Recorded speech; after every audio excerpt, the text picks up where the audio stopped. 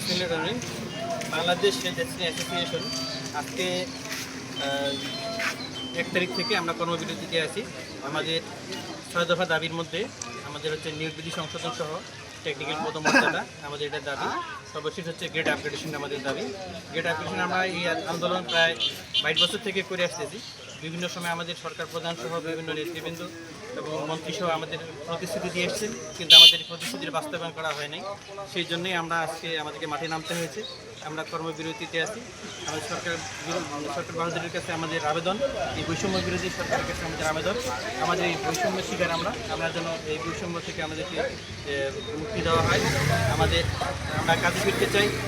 আমরা টিকাদান করে থাকি, স্বাস্থ্যসেবা দিয়ে থাকি।